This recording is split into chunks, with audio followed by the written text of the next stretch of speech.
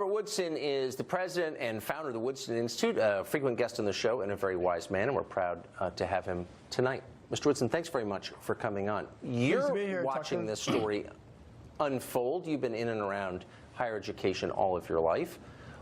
What's the takeaway for you? What does this tell you about where we are? I really think it amounts to child neglect and child abuse.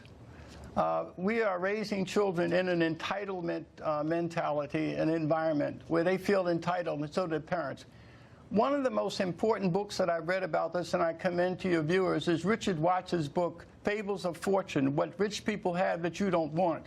And the sequel to that is Entitlemania, where he talks about the entitlement mentality. The very fact that we are exempting these children from the opportunity to be agents of their own uplift.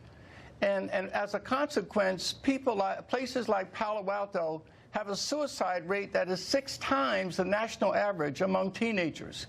There are people in that community who are wearing safety vests at railroad crossings because of a high number of teenagers that feel the stress of meeting expectations. So I think it's worse than that, this old entitlement mentality that also exists among low-income blacks, where the highest death rate is from homicide, because reparations is the moral equivalent of what these parents are doing among blacks.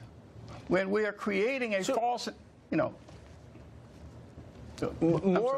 reparations is the moral equivalent of what we're doing. But reparations is, as you know, a resurgent idea on the left. It's suddenly popular. At least one presidential candidate, but 2, I think, Kamala Harris and Elizabeth Warren, are now calling for reparations. Is that good or bad?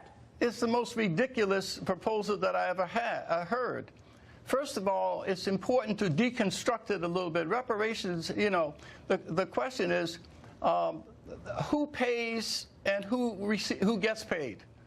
People don't realize that it's slavery. There were blacks who owned slaves as well. There were 3,700 blacks that owned 12,000 slaves. Now, 3 tribes, the Chickasaws tribes, the Creek Indians, they owned 3,500 slaves. So the question for me and for the audience should be, well, who pays? Do the sons and daughters of those blacks and Native Americans that own slaves, do their ancestors, do they pay? And so it's a little more complicated than people are making. What about the whites who came here after slavery?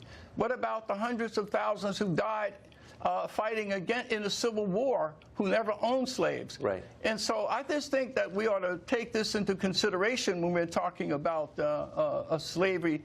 It's also providing exemption from personal responsibility. With all of the problems that Black America has, for someone to say that the answers to those challenges are external. Let's just say we accept the premise that reparations should be paid.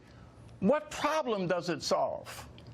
If whites paid blacks money on Monday and we come back 2 weeks later, what would be the impact on black crime? What would be the impact of drug addiction, about the high dropout rate?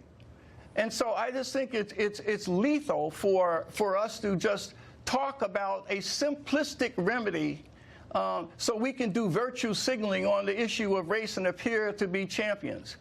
What we have done at the Woodson Center is we believe you should look into the Black America's past and find out how our ancestors achieved against the odds where there was racial inequality and income disparity. We built hospitals, we built schools, we had solid families. And so it is important for us to not to look back, but also to look at what are our strengths. And frankly, Tucker, I'm going to say I think Black America needs to abandon complaining about what happened in the past and begin to address the enemy within. That's the challenge we face today. And we won't do that as long as we're looking to the people we say who are our enemies to be our liberators. It's just ridiculous. Robert Woodson, thank you for that. I appreciate it. Thank you.